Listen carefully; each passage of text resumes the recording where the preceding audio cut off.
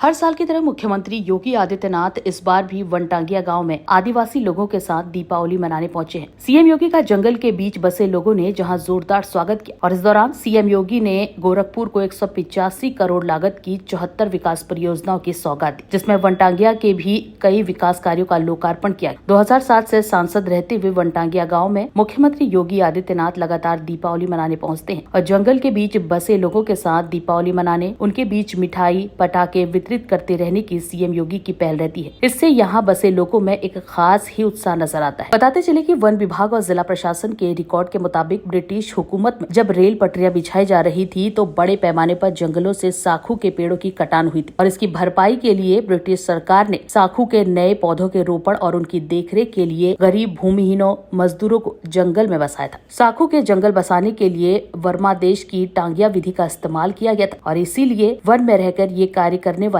वनटांगिया कहलाए। आज यहाँ पे 185 करोड़ रुपए की योजनाओं की सौगात भी आपको मिल रही है और मुझे बताते हुए प्रसन्नता है कि यहाँ पर इस वनटांगिया गांव में अब तक लगभग 770 लोगों को एक आवास उपलब्ध कराया जा चुका है और वे आवास बन करके तैयार हैं। आज से 15 वर्ष पहले, आज से 10 वर्ष पहले, आज से 7 वर्ष पहले जब हम लोग वनटांगिया गांव में आते थे, वनटांगिया गांव में एक भी पक्का मकान नहीं था और आज मैं कह सकता हूं कि इन 7 वर्षों में अब एक भी कच्चा मकान नहीं है, सारे मकान पक्का बन चुके हैं।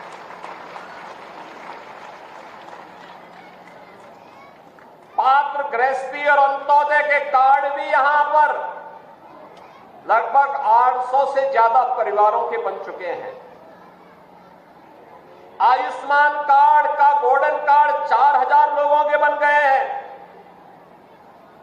113 वृद्धावस्था पेंशन, 66 निराश्रित पेंशन, 25 दिव्यांग पेंशन का लाभ भी यहां पे प्राप्त कर रहे हैं।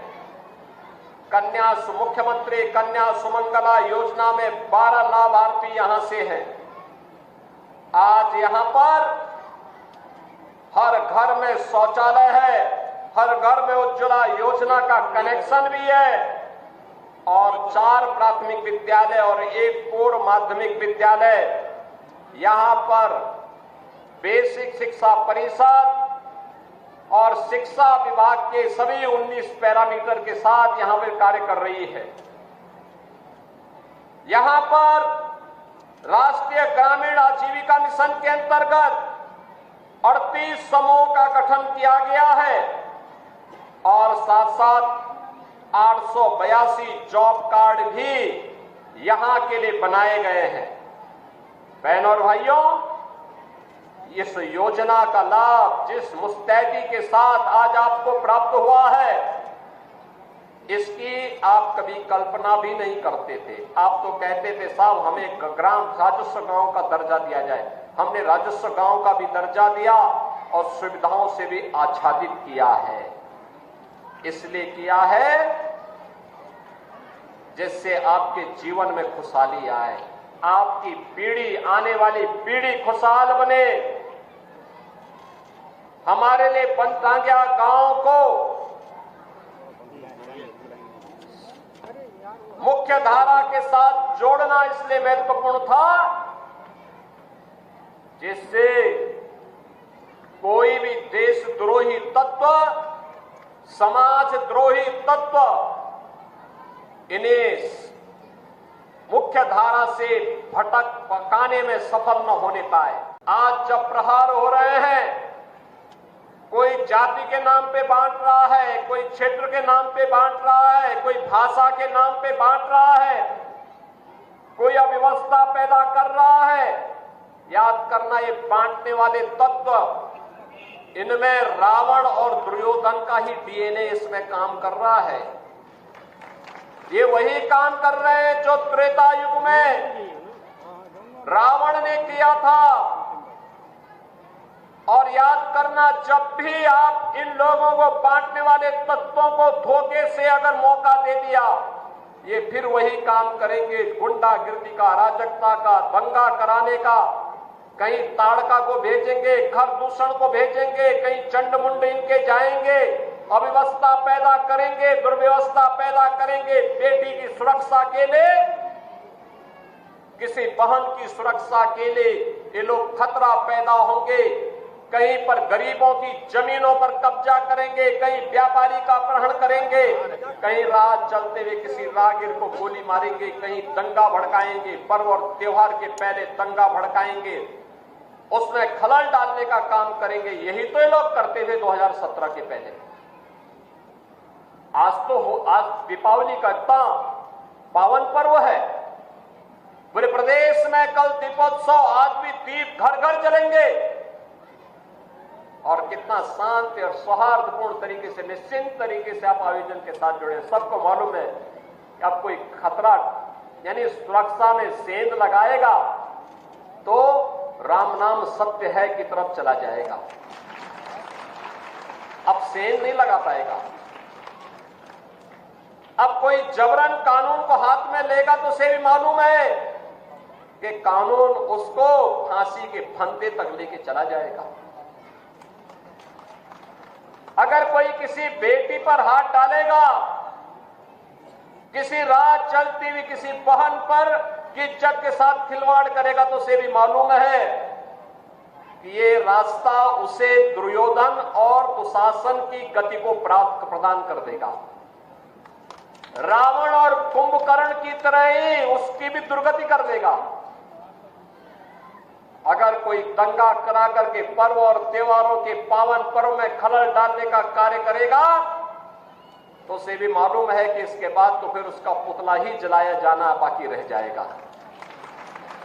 और इसीलिए जब यह गारंटी सरकार ने दी है सुरक्षा की, बिना भेदभाव के सबको सुरक्षा, सबका सम्मान, सबका विकास, सबकी समृद्धि, सुरक्षित माहौल में ही समृद्धि के अवसर बनते हैं। एक सुरक्षित माहौल में ही उज्जवल भविष्य की परिकल्पना को साकार किया जा सकता है और उसी को साकार करने के लिए हम बार बार इस वन्य गांवों में आते हैं। सनातन धर्म और भारत एक दूसरे के पूरक हैं। सनातन धर्म मजबूत होगा तो भारत मजबूत होगा, भारत मजबूत होगा तो सनातन धर्म मजबूत होगा। अगर इनमें से कोई भी कमजोर होता है तो मान के चलिए दोनों कमजोर होते हैं। विरोधी हावी होंगे तो दोनों को कमजोर करने का प्रयास करेंगे। और यही कारण है जब देश के दुश्मन सफल नहीं हो पा रहे हैं तो विभेद पैदा करने का कार्य कर रहे हैं, अफवाह पैदा करने का काम कर रहे हैं, गाली गलौज पे उतर करके कार्य कर रहे हैं। लेकिन अब जैसे को तैसे का जवाब तो देना ही पड़ेगा। बजरंगबली ने भी कहा था ना, जब बजरंगबली को अशोक वाटिका में फल खाने के लिए गए, रावण के राक्षस उन्हें मारने लग गए तो उन्होंने भी 2-4 को पटक दिया, उसमें से 1-2 मर भी गए। रावण के दरबार में ले गए, रावण ने पूछा कि भाई तुमने मेरे पुत्र को क्यों मार दिया, क्यों मेरे साथ के राक्षसों को मार दिया? तो हनुमान जी ने भी कहा, जे में मारे जो मुझे मारे ते में मारे, यानी जिसने मुझे मारा है मैंने उसको मारा है। वो बेवजह में फल खा रहा था, अरे फल तो प्रकृति के द्वारा दिया गया, मैं उसको खा रहा था, भूख लगी थी, वो मुझे मारने लग गए, पत्थर मारने लग गए, तो जो पत्थर मारते थे मैंने भी उसको मार दिया। परिणाम क्या हुआ? वही मर गए, मैं जीवित हूं, आपके सामने हूं। अब अगर आप भी कुछ करना चाहेंगे तो इसके बाद आगे भी होगा। तो रावण ने कहा कि मैं इसको पूंछ पे आग लगा दूं। तो उन्होंने कहा इसका परिणाम भी देख लो। हनुमान जी की पूंछ पे आग लगाई तो उन्होंने पूरी सोने की लंका को ही भस्म कर डाला। बहनों और भाइयों, बजरंगबली बली है, बजरंगबली आदर्श राष्ट्रभक्त भी, जो राम भक्त होगा वही राष्ट्रभक्त भी बन सकता है। और दुश्मन को दुश्मन की भाषा में जवाब भी दे सके। जो देश का दुश्मन है वो हमारा मित्र नहीं हो सकता, कभी नहीं हो सकता। देश का दुश्मन हम सबका दुश्मन है और यह संकल्प हम सबका दीपावली के पर्व पे होना चाहिए। राम राज्य का मतलब बिना भेदभाव के शासन की योजना का लाभ समाज के हर तबके को प्राप्त होना। बिना भेदभाव के शासन की योजना का लाभ प्राप्त होना। न जाति के नाम पर भेदभाव, न क्षेत्र के नाम पर, न भाषा के नाम पर, न छुआछूत और अस्पृश्यता के नाम पर, न अगड़े पिछड़े के नाम पर।